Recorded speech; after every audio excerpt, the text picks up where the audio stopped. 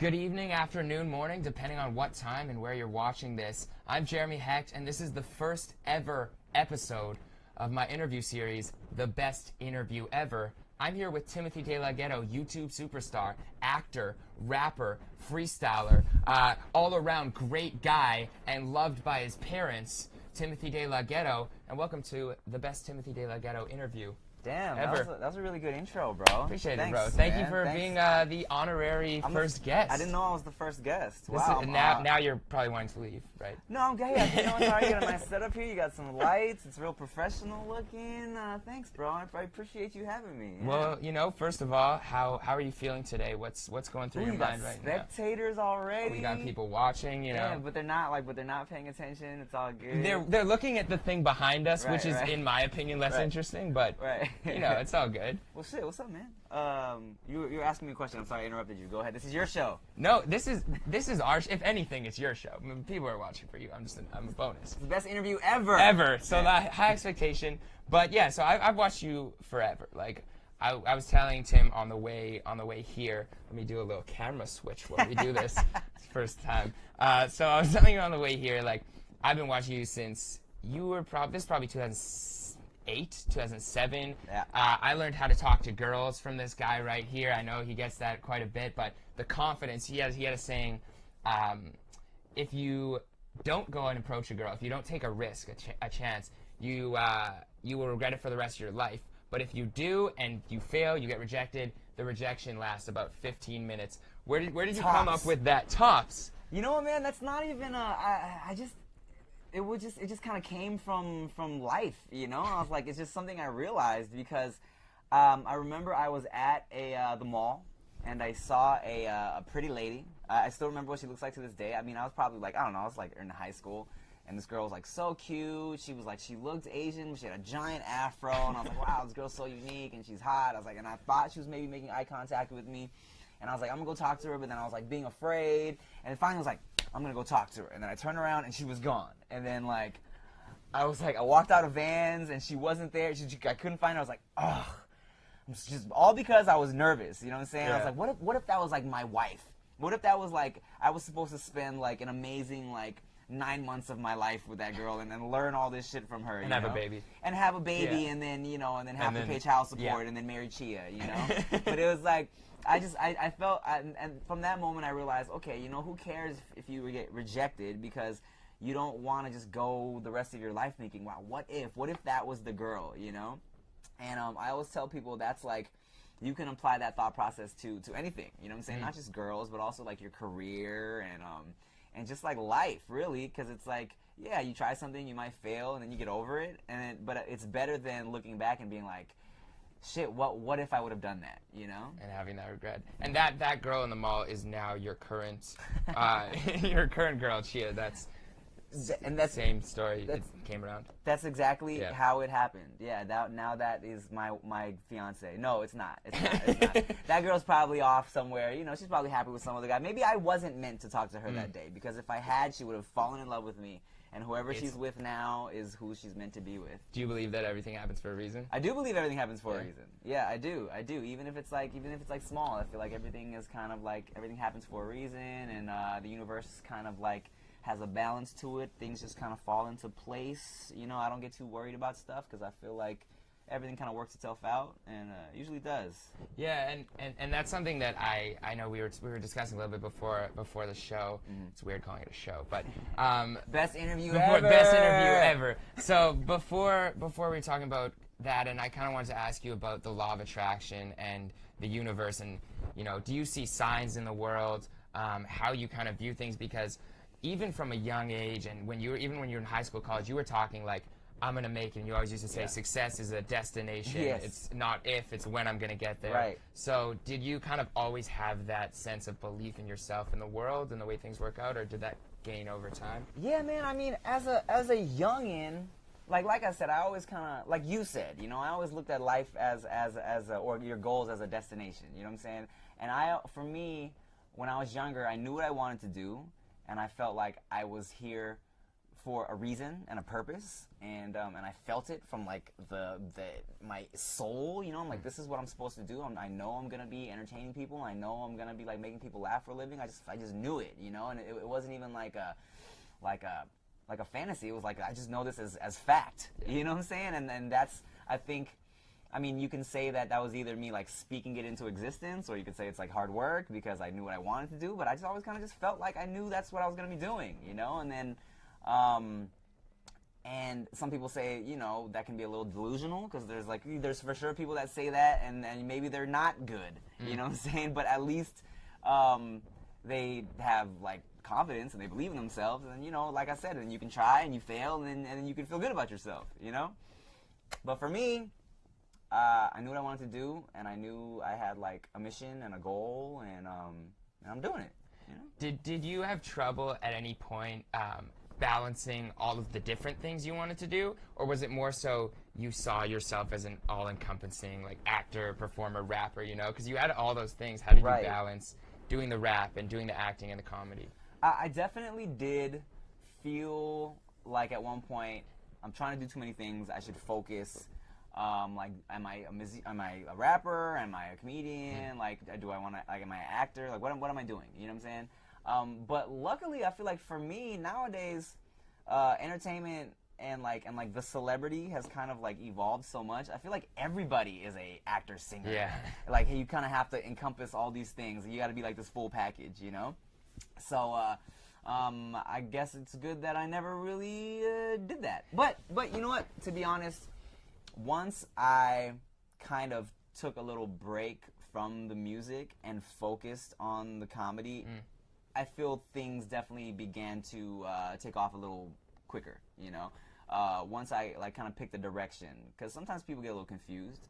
For a long time, people will be like, people would see pictures of like my, you know, because my rap name is Traffic. Yeah. They'd be like, yo, I would always get comments like, yo, Traffic and Timothy DeLaGhetto look alike, or like, really? Like, yeah, they didn't know. Yeah, no, they didn't know. People were just confused, and that's part of the reason why I took a little break, and that's a big reason why I retired my rap name Traffic, because I felt like I was confusing people, you know, like with the LA traffic. Yeah, exactly.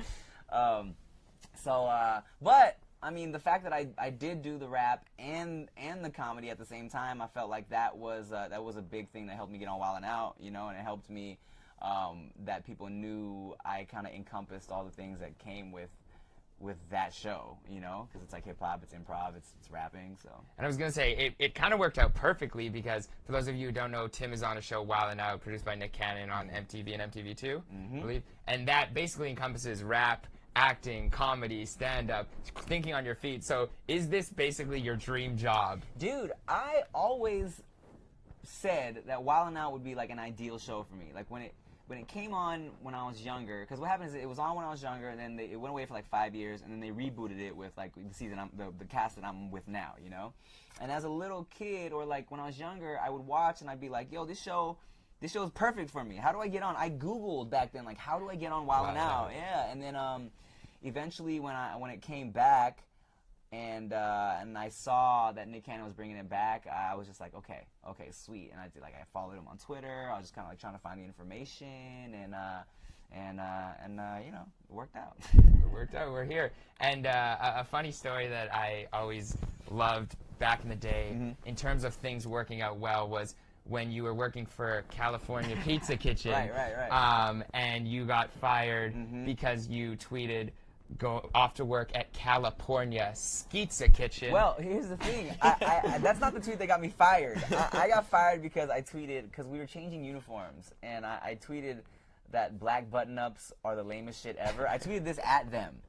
And I was like, at Cal Pizza Kitchen, black button-ups are the lamest shit ever, because I didn't want to wear all black at work. And then someone replied from that Twitter and was like, oh, thank you. No, they DM'd me. They're like, oh, thank you for your opinion on our new uniforms. What store do you work at? And I was like, oh, shit. I was like, delete. And then, and I didn't even have information on my Twitter back then about where I was from or who I was, but I had a link to my YouTube. And on my YouTube, it said I was from Long Beach. So they contacted all the Long Beach, like, district CPKs, and they're like, hey, do you know this kid? And, like, the general manager, she was like, yeah, that's Tim. And they're like, oh, you gotta fire him. Because back then, there was a thing in the handbook that said, if you speak on a public anything like negatively about the company, they can fire you. That's what it was. And then they found a tweet where I said, time to go to work at California Skeetsa Kitchen. And that was listed as another reason why I was fired. Yeah. Great combo, though. Yeah, it's like a nice little 1-2 punch. I'm just glad they didn't find the tweet where I was like, I love eating food from the freezer when I'm bored. That one might have put it over the edge. They might have been banned. Exactly. They would have got me for like stealing, you know? Where did the term, because you used to say love, peace, skeet, cheese. I know you still do. Yeah. I had a shirt, actually. I got for my 16th birthday. Oh my parents got me a shirt, and it says love, peace, skeet, cheese. And skeet has like a white splash logo next to it. And they had no clue. They're like, oh, this must be like some snow from Winnipeg, right? Right. So where did that whole saying come up with, and when did you decide to roll with it? Well, you know, I was saying, well, like, so Skeet, Lil Jon made Skeet famous, I feel, you know. Skeet, yeah. But no one really knew that it meant jizz when that song was out. But me and my friends in high school, we would use it as you know, as jizz, as skeet. You know, like, oh, hey, you know, I skeeted, blah, blah, blah, you know. And then, so I started saying it a lot in videos, more so back then than now. But, and then one day I was ending a Dear DeLaGhetto, and which is like a question and answer thing I do.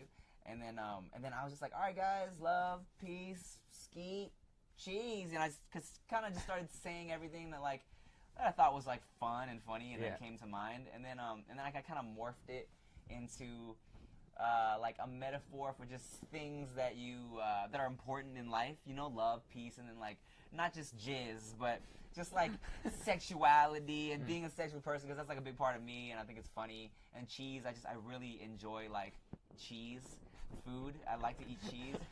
And then when people would ask me about it, I like morphed it, took it next level, and I was like, love, peace, and like skeet represents like, you know, like just being like open in your relationships, and like and then cheese was representing like success and money, because you know, like cheese, the cheddar. So it was more like love, peace, sex, and success. That's what it became. You know what I'm saying? So your favorite type of cheese, I was gonna ask, but that's probably the cheddar that you stack on the daily. I mean, I enjoy that, for sure. I'm actually avoiding cheese now, which makes me sad. Not money, but actual lactose cheese. Intolerance. I've always been like a little lactose intolerant, like not like diarrhea, but gassy. I get a little gassy. Yeah. And then, but I love cheese so much, I would just eat it as like a snack, you know. And then, but like, I felt like maybe it was making me break out as well. I thought if it's messing with my internal system, maybe it's messing with me like externally too. Okay. So I tried getting off cheese. It definitely like cleared me up a little bit. So it's a struggle, bro. It's probably one of the better addictions to have. Like you're talking like about it as you're like, well, you know, it was messing me up externally as well. So true. Yeah. So you feel good off of the cheese. You know, it hurts my heart, but yeah, I mean, I guess I do. Yeah. Now, on an unrelated note, I'm from Winnipeg. We were talking. Your girl is from Toronto. She's not. Actually. Okay, that was an assumption. Where's your girl from? She's don't worry about it. I just did the classic American, because all Americans ask me, they're like, oh, you're from Toronto, when I say from Canada. And so I just assumed, and I'm like, no, there's other places. And they're like, you speak French though. I'm like, no, est-ce que je peux aller aux toilettes, s'il vous plaît? That's how do you go to the can I go to the bathroom? Oh, I only know voulez-vous toucher mes fesses, which means will you sit on my face? No, would you like to touch my butt? Okay, close. Yeah, okay, I was thinking. So you were telling me in Winnipeg, you got into a fight. Yeah, almost. Almost. Yeah. Can you tell the fans about that one? Let's tell the fans about that one. Yeah. I've told it once. I told this story before in a video. It was after a gig in Winnipeg. It was me and this girl Erica David. We had a little like show, and Chia was with me, and it was after the show, after the club, so we were all at this like late night Chinese food spot. It was empty except for us, and it was me and like just a bunch of like the girls that brought me out. The promoter that brought me out was all girls, and it was Erica, and it was me, and Chia. And then this dude that's kind of drunk and his friend, they walk by the restaurant, and they see me, and they're like, oh shit, Timothy DeLaGhetto. And this dude is like stocky, buff Filipino dude. He looked like a little Filipino tank, you know what I'm saying? And like, so his friend is like, oh my god, Timothy DeLaGhetto. And the guy's like, hey dude, I'm a fan. He's like, can I get a picture? I'm like, sure, of course, bro. We're talking, everything's good.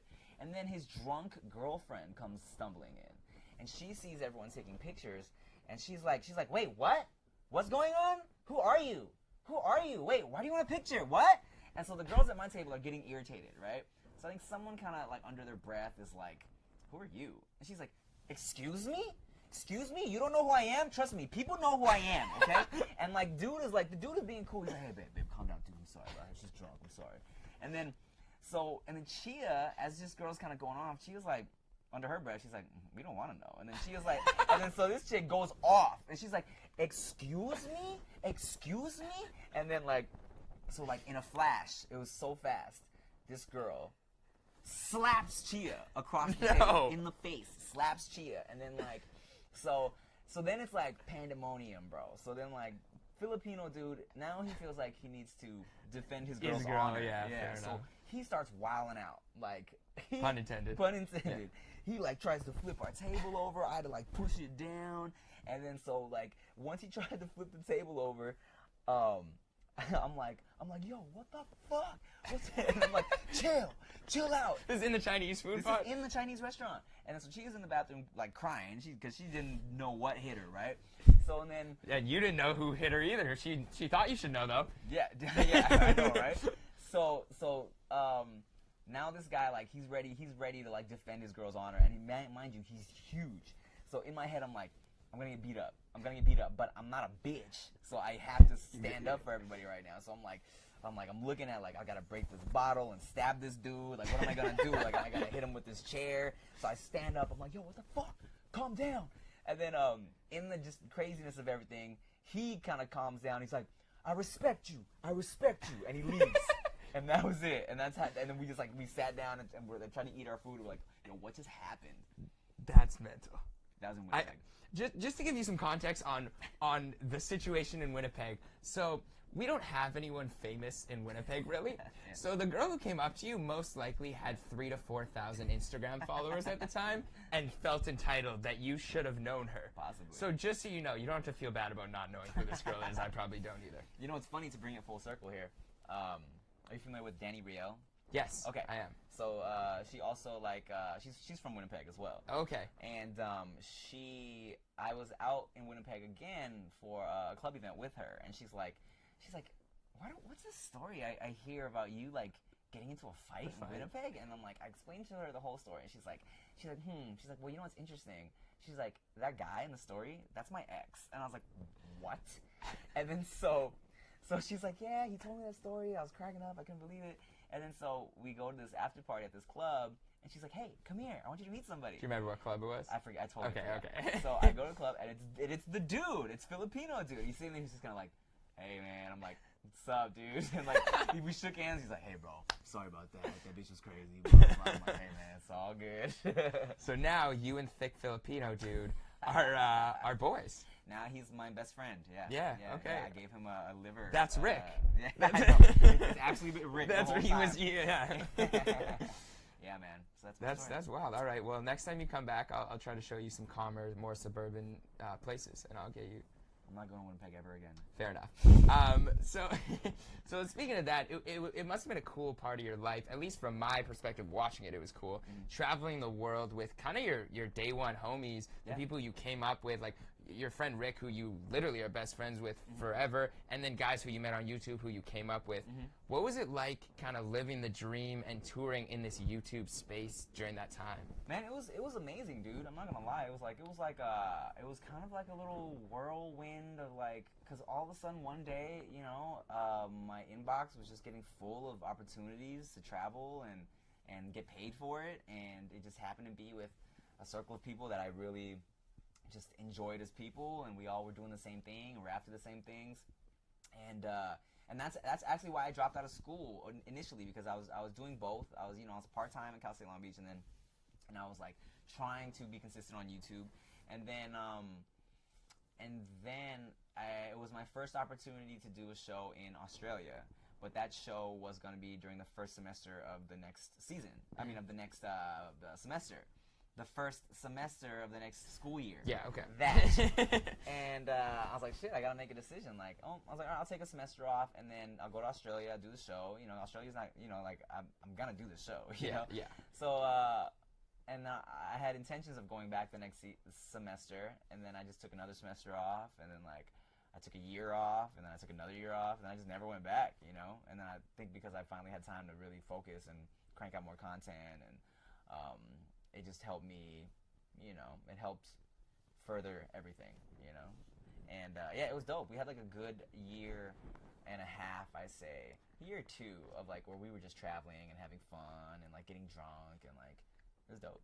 Yeah, no, I was watching that like, okay, that seems like a good time. Yeah, man. Speaking of your music career, I want to start. I mean, since it's the first episode, I can do whatever on this one. Do whatever you want. And bro. I can say it'll be a segment, but a new segment called Behind the Bars, where we have our guest explain some of the lyrics, and we're gonna go to some far back lyrics, so you might not even remember what was going through Probably your head. not. So, I have some here. You can tell me what you were thinking. Okay. She would. Okay. Mhm. One time for the one time, LA with the sunshine. Uh-huh.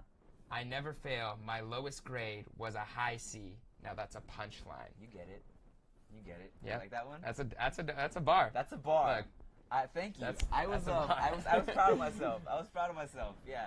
That was actually that was something I had written down randomly, like years before I even put that song Yeah. out. And I was kind of like, I wrote it down, and I was like, I have to say, oh, you know what? The original was something like, I shortened that up and condensed it and just punched it up. Originally, it was like something like, something about they line up for my bars, like.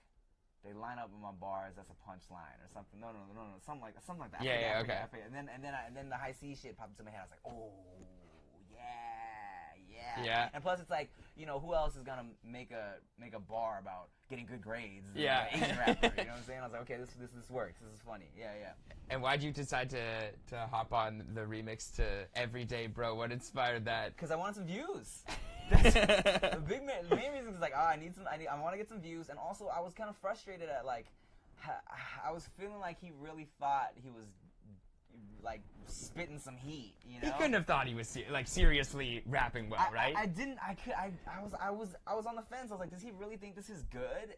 But I was like, okay, he doesn't think this is good. But then I realized that all his fans thought it was good, and all the youngins thought it was good. And I felt like in terms of the YouTube audience, because like, back when you were watching, there was like Wax and there was Dumb, real all these spitters, people, real spitters, where I felt like any kids who were watching were like, yo, these are bars. I was looking like these are the best rappers I've ever seen in my life. I still think Wax is one of the best rappers in the world. Prince E before he was doing the motivation, like crazy, yeah. Amazing. So it's like, but I feel like these kids now, the shit that's popping is like the Jake Paul shit, and I don't want them to think that this is good. No syllables, no flow, So okay. So you kind of were out to prove a message. Yeah, because it wasn't even necessarily a diss towards him. Like, there are lines in there that could be about him, but it wasn't a beef thing. I just wanted to do something that I knew would get views, that would show kids, look, man, this is what happens when you actually put some effort into the lyrics, So.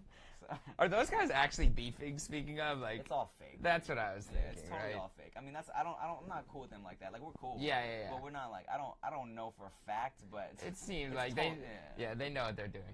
Because I've definitely had people hit me up in the past, like, hey man, like we should collab and like start some fake beef. I'm like, you're like, I'm good. I'm okay. I'm more of the Thai food beef. Give me a good like.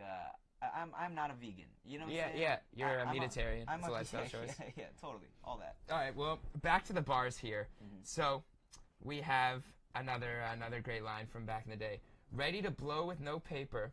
Put the snot in my hand. Then I wipe it on my pockets. See, I got the green. Check the scoreboard. I'm winning, bitch. Charlie Sheen. Hey man, I'm glad you like that line, because I feel like a lot of people, people don't really pay attention to that line. Yeah. Ready to blow with no paper. Ready like blow up. Yep. In my career, blow with no paper. But then it's like the triple. But it's a triple. The triple entendre. I'm also blowing my nose without a tissue. And then I got what is it? I don't even remember. And then I put the snot in my hand, which is from the... which is from the blowing without the paper. I got the green. Because if you wipe your pockets, the money and the snot. Bro. That's a bar, too. It is a bar. I feel that one's super slept on. Yeah. So I appreciate you for appreciating it. This is what we do. A couple more good ones here. My pops is so tired, stay breaking his back. My mom's hair getting gray, she stay making it black. So when I'm making a track, I got platinum and gold dreams. Keep my head up through the pain like I got a nosebleed. Yes.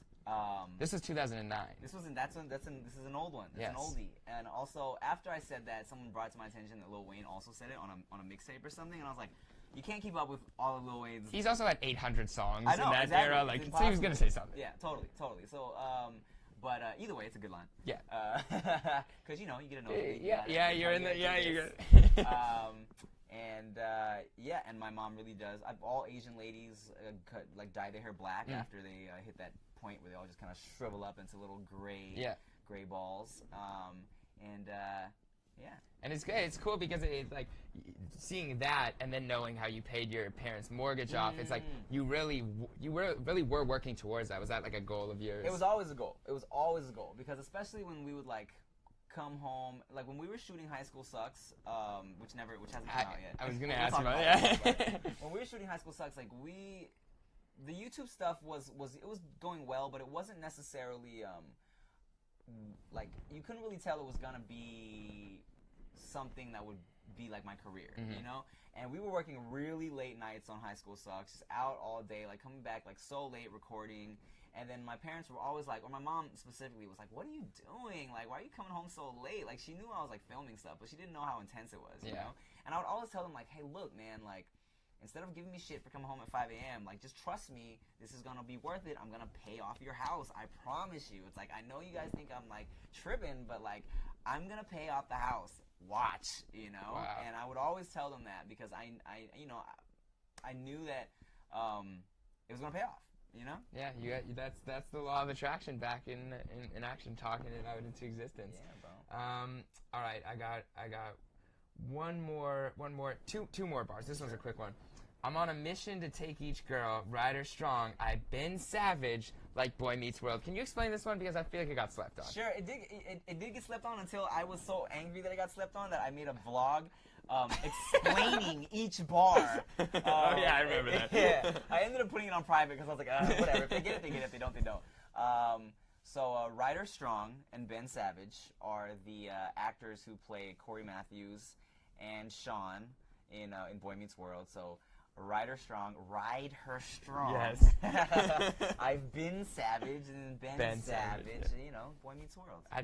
That's it. Was that your favorite show growing up? I loved Boy Meets World. I mean, who didn't? Boy Meets World is classic. Classic. It's the convergence of man and world. Yeah. And look, like you were talking before, to bring it back full circle, you navigating through the universe. Exactly. And I've met the world, or I'm meeting. And you're meeting Tim Meets World. Multiple worlds, Hey, that honestly sounded like a perfect way to end it. But a couple quick questions, just because we touched on. So whatever happened to High School Sucks, the musical, and explain that a bit. But let me tell you what happened. Because when you're a young kid trying to make it in the entertainment business, you're just kind of hungry for any opportunity. All right. So coming off the popularity of like Kings of MySpace and Kings of YouTube that we did, PD Flow was offered a deal. Like, hey, originally it was supposed to be just a bunch of funny songs, like a record deal. Okay. And then Peter was like, well, I really would love to do like a musical, so we can give you a soundtrack of funny songs and we can do like a funny movie. And they were like, yeah, cool, let's do that. And it was like a big Hollywood movie company. But they, they were kind of, it was a shitty deal, you know what I'm saying, for what they were offering us.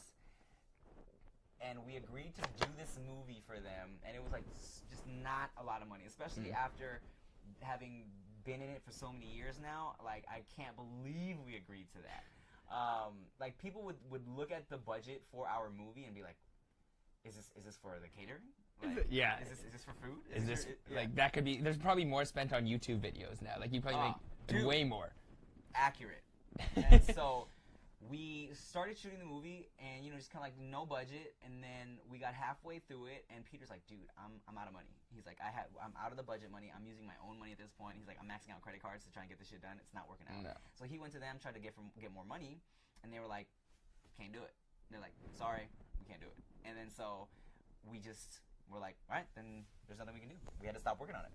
And so we stopped working on it, and then years went by, and then everything was filmed, but we needed money for all the post-production, like all the sound editing and the color correction, and like and graphics, and that shit takes time and money too. You know, you need editors, you know, and so finally another company, Glimmer of Hope. That's not the name of the company. They were Glimmer of Hope. Okay. Yeah. They came along and were like, yo, we're gonna buy the rights to this movie and we'll pay to finish it. So they paid to finish it. It's done. Really? But they don't know what they want to do with it. So they don't know if they want to like distribute it online or on Netflix, or if Netflix even wants it. Like, we don't. It's just chilling on their shelf right now, and we don't own the rights to it, so we can't put it out. And that's where it is. You got shelved. We are shelved. But to give you hope, the Hey Arnold Jungle movie is coming out this year after 10 years of not having the movie out. So wait, like it was done and it never came out? did you hear what happened with this? No. So, Hey Arnold, did you watch the show when you were a kid? Here and there. Okay, so what happened in the last episode, quick summary, Arnold never had parents, right? Okay. So he lived with his grandparents. Yeah. You finally get to find out in the last episode of the series finale. Oh my God. That his parents were heroes in like some jungle. They were saving an entire group of people called the Green-Eyed People. Okay. So, very end of the season, very end of the series, very end of the episode, Arnold finds this journal. And in it is a map to find his parents. Oh, wow. They were supposed to make a movie. Damn. It got shelved. Wow. 10 years later, I'm actually part of a Facebook group called 25,000 Strong to Save the Hey Arnold Jungle movie. Amazing. My brother makes fun of me. Shout out to you, Brendan. But we have the movie. So, Wow. Glimmer of Hope. That's amazing. It's a great story. Wow. It's... Well, hey, you never know. You never know. You never know. I might just... One day I'll just make enough money and just buy it from the other company and just put it on YouTube. Yeah. Say, fuck it. Well, with the model now, I feel like you could even, like, if they were might able even- to do, right? yeah. Yeah. We'll see. Have you met Will Smith? No. And here's the thing. I almost met him like 3 times, and I'm gonna tell you, and it's upsetting, but then it's not. The first time I almost met Will Smith, I was going to a production meeting over at Overbrook. That is Will and Jada's production company. And if you don't know why it's important that I haven't met Will Smith, my stage name, DeLaGhetto, comes from an episode of The Fresh Prince. I modeled my career after a plan of like wanting to do everything Will Smith does. It's called the Fresh Prince format: TV, music, movies. All right. Anyways, so I went into a meeting at his production company. I walk in to the reception lady. She's like, "Oh," I'm like, "What?" And I see a cake on the counter. She's like, "You just missed Will. It's his birthday." And I was like, Will Smith was just in here eating birthday cake. And had I been like 10 minutes earlier to my meeting, You would have gotten a piece. I would have eaten birthday cake with Will Smith. All right. Didn't meet him. Next time, there was, YouTube does this event every year. It's called the YouTube Creators Summit. They do it in New York, all right? They invited me the past year or two, I feel. This past year, and they bring creators together, you know, and they kind of like, they bring special guests, and we have like little events. And so this past year, they didn't bring me, and I was like, that's fine. You can't bring back the same people every year. I mean, you know, you need to switch it up. I get that. That's cool. So then my boy, Super Ego, Eric, he got invited, and he texts me, and he's like, dude, Will Smith is here. No. I was like, are you? I was like, dude, don't play with me. 15 minutes later, he sends me a selfie, him and Will, selfie. I'm like, and I was pissed at YouTube specifically, because I'm like, dude, They must have known. Exactly. I'm like, you guys know, you've known me for 10 years. You know what I'm about. You don't book Will Smith last minute. You know what I'm saying? So I'm like, the fact that they didn't invite me, knowing Will Smith was going to be there, I felt like disrespected. Did you flex your platinum plaques on them? Like, do you know my views, my subscriber count? Like, They don't care about that. man. But So that was the second time. I feel like that was the only time. Those were the Okay. only 2 times. But I thought about it, and I realized, I'm like, you know what? That's just the universe, because I don't want to meet Will Smith as a fan. I want to meet him as a peer. You know what I'm saying? I want to meet him as we are working on something together, and like not like, oh my God, can I get a selfie? I want it to be like, hey man, we're on set. This is crazy. Can I get a picture while we're here? You know what I'm saying? Like, Yeah. Or like, hey, let's take a picture at the rap party. You know what I'm saying? I don't want to be a fan. So I feel like the universe is just like, it's waiting for the right time for it to happen. And saying that, I think it's funny because I always said the exact same thing about you. Aw. I'm not putting, like, you and Will Smith are pretty close. but you know what I'm saying? Like, Right. my whole life I was like, I'm going to meet, especially moving out to LA, I was like, oh, I'm going to meet Tim somewhere. Because I never met you the 2 times you were in Winnipeg. I was in Toronto when you were there. I couldn't go. I was working. I was like, I'm going to meet him through like something where I'm involved in the creative process. Sweet. And we're here. And I just wanted to close things out and bring it full circle. Do it. With the Thank you. I'm about to do it. So I work for Power 106 right now, and you were there actually. I don't know if it was a couple years ago with Big Boy. And I remember you telling the story of how you called into the station and said, the next time I talk to you, I'm going to be talking to you in the studio. And that actually happened. So I was wondering, to close this off, is there anything you want to say in 10 years, in 5 years, you want to put out to the world that you will have done and that you want to look back on this film? Oh, okay. Let's see. In 10 years or 5 years, let's do this. Let's shoot big. Let's shoot big. In 10 years, I will have worked on a film with Will Smith. Boom. Boom. And this has been the best Timothy DeLaGhetto interview ever. Thank you for watching, and Tim, thank you very much for your time. I really am humbled and appreciate that you were my first guest ever. Hey, thanks for having me, bro. You wrote a really good email. I was like, yeah, sure, man. Yeah. I said okay. Just to go. I sent an email that was probably what, 3 pages? Would you say? It was long. It was a thick email. It was lengthy. So we go down. Whatever. Here I am. I'm Jeremy. He responds with, "Sure, man." And I remember I was like talking to my girl at the time. I was like, "Oh, I got an email back from Tim," and I was like, is this good? Like, I think this is good. I think he's down. But it was a good email because like you listed. I remember thinking, this is how you hit me up for an interview. Because some people are like, I have an interview. I do interviews, blah blah blah, and it's like you can't tell anybody apart from anybody. You know what I'm saying? And the fact that you listed your rap sheet and you're like, hey, I'm a fan. Also, I've been watching you for this long. It's like a job interview. You know what I'm saying? You have to make them feel special, show them what you can do, and then it was like, yeah, down. That was it. Well, we did it, and I'm very happy. And thank you guys for watching, whether it's 1 or 2 of you. So, peace, love, skeet, cheese.